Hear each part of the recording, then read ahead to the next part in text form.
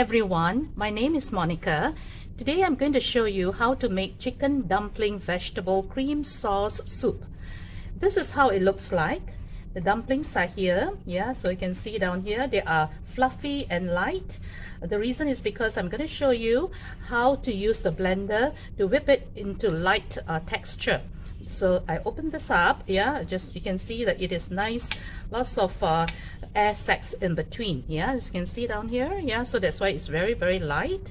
You have got broccoli, you have got potato down here, carrots, onions, and also an assortment of fresh mushrooms.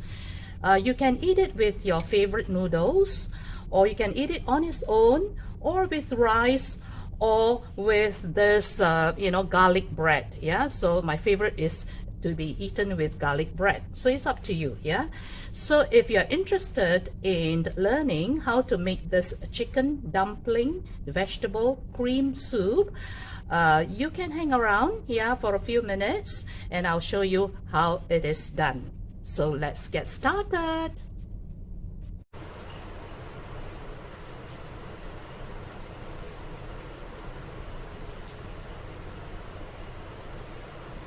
The first thing you need to do is to stir fry the vegetables, the onion, carrot, and the potato.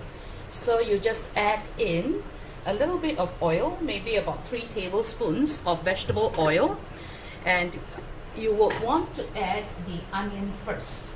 So you can see that the onion, I have just diced it like that into strips like that, in this shape, and I will just drop it in. The idea is not to overcook the onion because we do not want to brown it. We want to maintain a very nice pearly white creamy broth.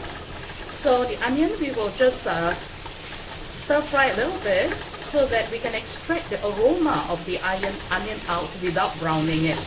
So we will do this first step first. Just give it a good stir on high heat. So when you stir it, you can see that the different layers of onion will then give way and fall apart, and this is what we want. So after a while of stirring, you will then add the carrots. The carrots are being, I diced it in about 1 inch, approximately 1 inch square, and I'll drop this in, 3 carrots, the onions just now were 3 medium-sized onions, and the carrots are also 3 sticks of carrot. So you drop this carrot in, and at this point in time, you can also add the potatoes in. So I use the granola washed potatoes. I can find this potato very easily in the market, the local supermarket. And at the same time, this potato, I have chosen it because it holds its shape very well during the cooking process. And when I eat it, I still want to have chunks of potato. I guess you can use russet potato, which is lighter and fluffier, if you want to impart a creamy texture to your broth. So it's up to you. Any potato will do. So I have added the onion, the carrots, the potatoes, and now the liquid comes in. I have got here 2 liters of plain water, so I will just pour it in, 2 liters of plain water. And I also have 2 liters of chicken broth, so this is chicken broth, store-bought. I will just drop this in. So everything you drop it in. So 2 liters of plain water and 2 liters of chicken broth. So now you're going to close the lid and bring it to boil. So when it starts boiling, you would want to continue boiling the mixture for another maybe 15-20 minutes. We'll come back and see how it looks like. Okay, now let's do the dumpling. For the dumplings, you will need 600 grams of chicken breast, which I have diced so that it's easier on my blender. The bread is 16 pieces of white bread. This is white bread. You can see that I have removed the crust, yeah, because I want it to be creamy and white, the soup, so the crust will impart a little bit of brownish color to the soup, which I think I'm not too fond of, yeah.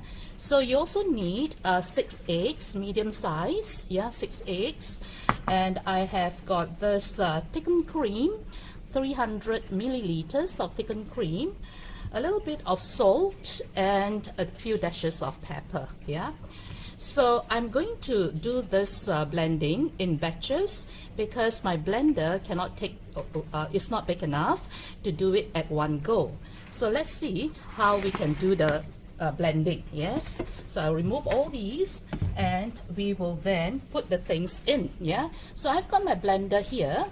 And the thing that I want to do is to drop in the chicken first, yeah, so maybe I'll do in 3 batches. So I will drop 1/3 of the chicken in, like so, yeah, the chicken has gone in. And I will get maybe about 5 pieces of bread, which I think I will just, you know, pull it into pieces, break it into pieces like that. It's easier on the blender, yeah. So about 5 pieces will do for the first batch of it. So that would go inside. I will also break 2 eggs, yeah, one here and 2 eggs, yeah. So I'm breaking 2 eggs, yeah, 2 eggs into the blender, yeah. So what else do we need? We need about 100 milliliters of thickened cream. So about 100 milliliters of thickened cream, like so. And a few dashes of pepper, just a bit of pepper, we just drop it in. And then just about a pinch of salt, yeah, just a pinch of salt like so, okay. Then we will start to blend it.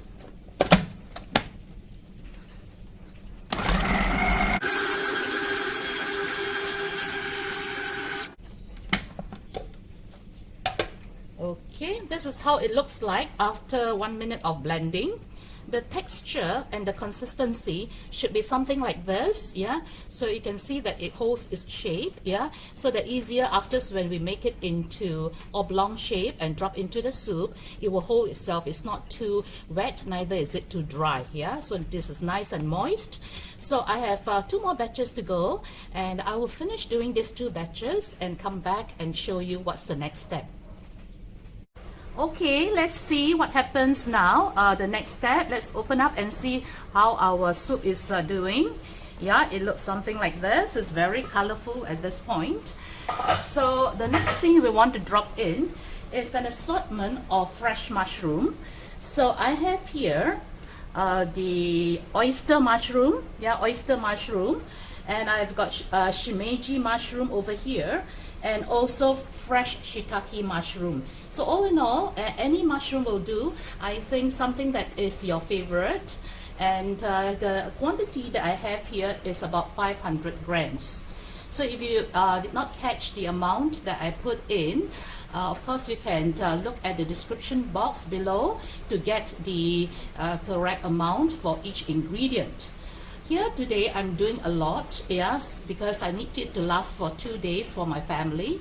But if you are just wanting to just cook for 1 meal, every ingredient you just decrease by half, yeah, or even 1/3 if you are just cooking for 2 persons.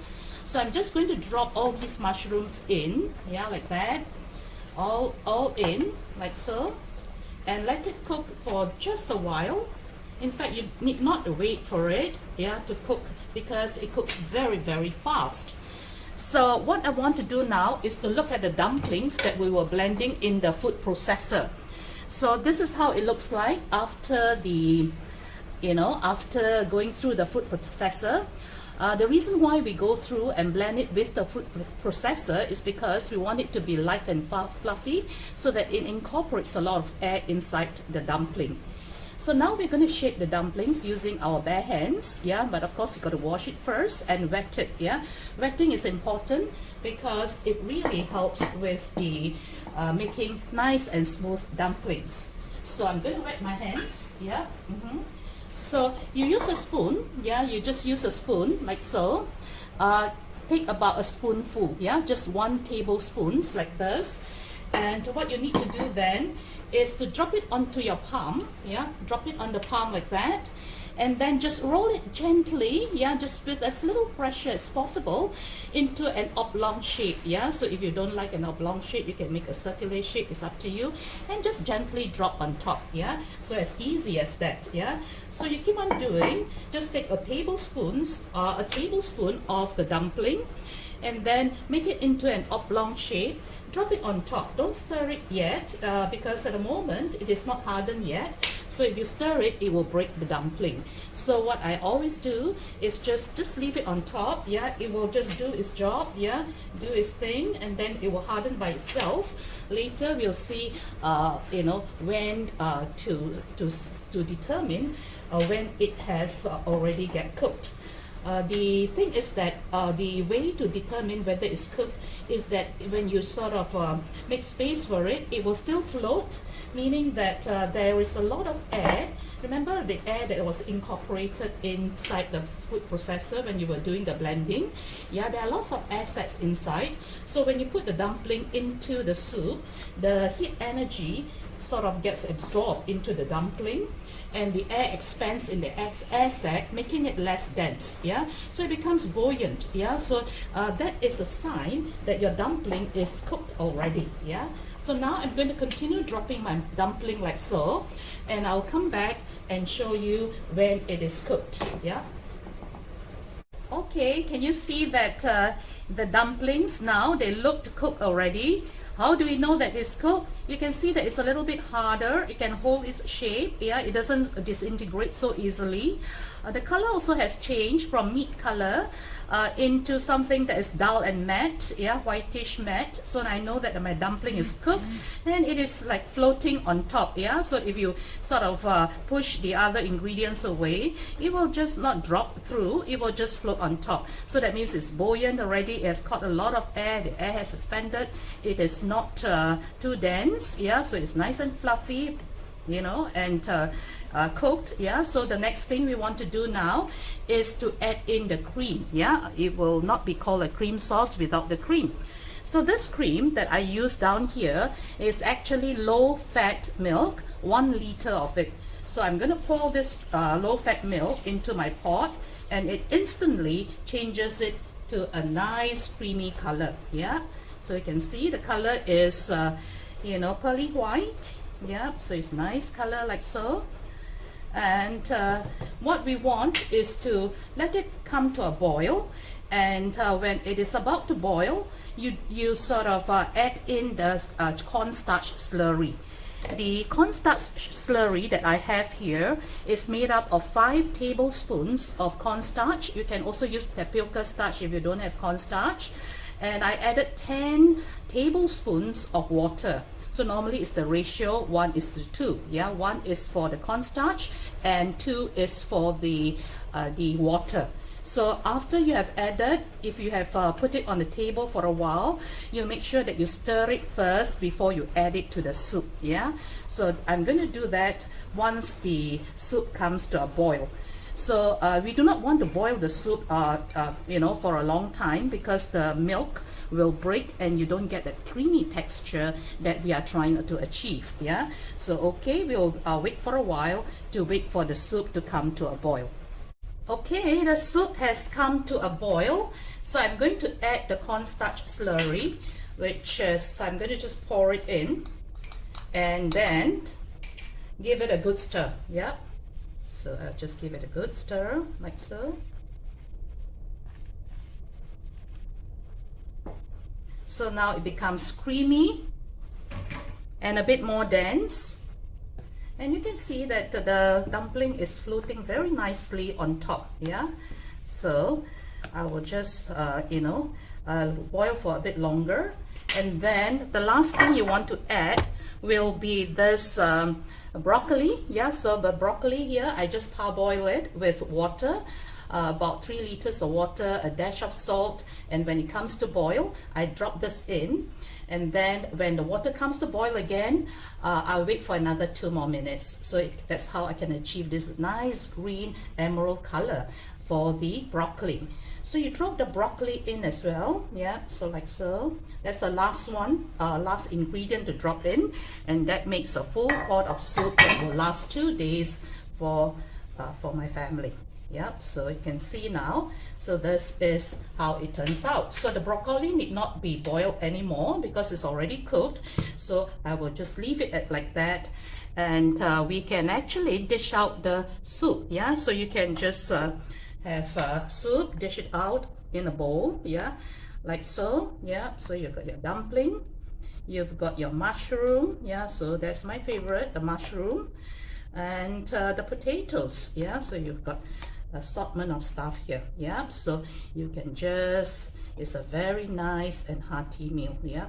So there you go. So we've got one bowl. You can eat it like that on its own, or you can just put it over your favorite noodles. Yeah, sometimes we will just put it over noodles. Yeah, it can be any noodles. Here, this one is just mine is a Maggi noodle, but this is a non-fried Maggi noodle.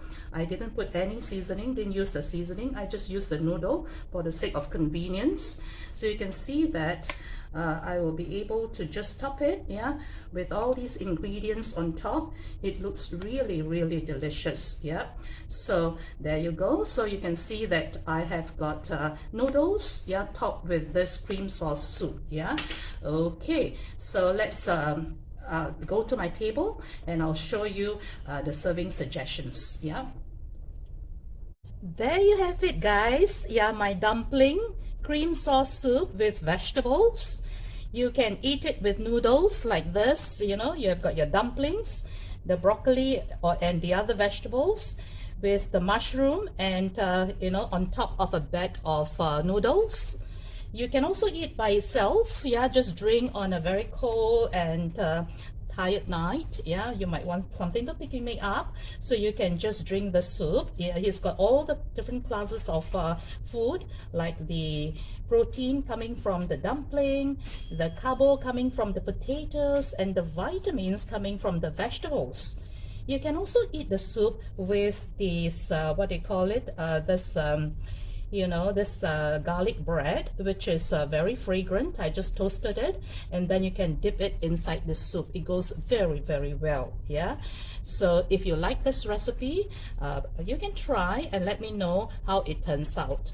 Thank you so much for watching. I hope you enjoy cooking this recipe. Bye bye.